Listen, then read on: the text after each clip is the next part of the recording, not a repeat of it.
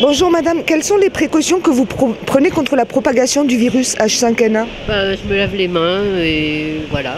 Est-ce que quand vous éternuez dans votre manche ou dans une chaussette ou... J'éternue pas. Faites attention à votre micro. C'est ça, mais nous on se protège pour vous parler, vous voyez? Oui, mais ceux d'après. Vous voyez comme on est protégés nous quand même, hein. Est-ce que vous êtes touché vous par le virus? Lequel? Non, moi j'ai une maladie nosocomiale.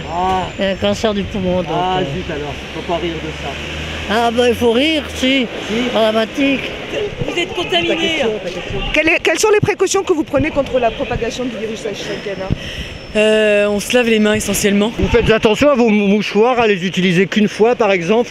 Je sais pas, si on peut les utiliser 10 fois c'est mieux, non? Non, faut pas le faire. Non. Bah oui, on jette les mouchoirs. Bah oui.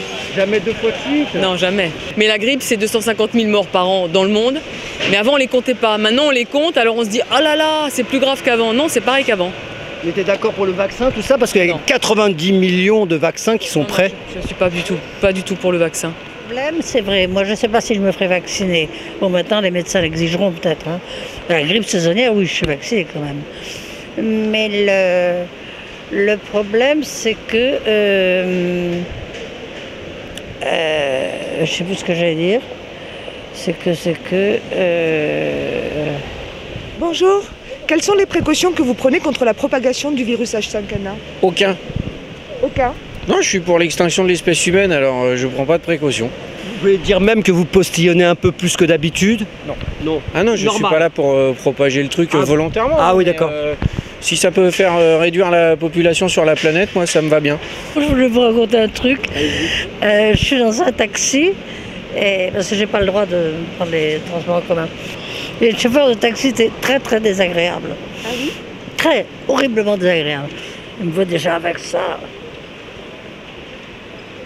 La grimace. Mais vous avez la grippe A, madame? Alors je dis oui, A, B, C, D, E. Ah, mais c'est horrible.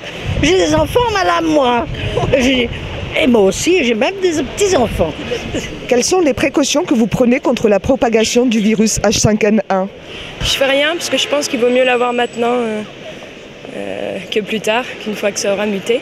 Et de toute façon, je l'ai eu en août, donc vraiment une grippe, quoi. Je pas de quoi en faire un fromage. Ouais, c'est ça. Quelles sont les précautions que vous prenez contre la propagation du virus HDV? HDV? Oui.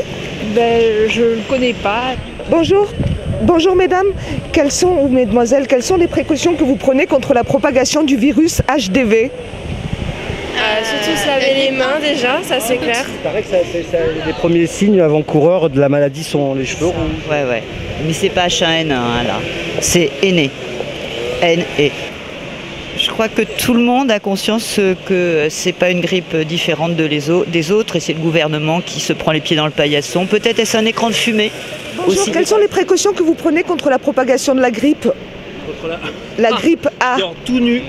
Je dors tout nu toutes les nuits, la fenêtre ouverte comme ça. Je crée les anticorps anti-grippe. C'est bien ça. C'est bon ça, hein? Faut le dire aux gens ça. Bah j'arrête pas, regardez. Dites-leur. Je leur dis là, donc faut tous dormir tout nu, la fenêtre ouverte tout l'hiver, comme ça fait les anticorps et il n'y a pas de grippe A.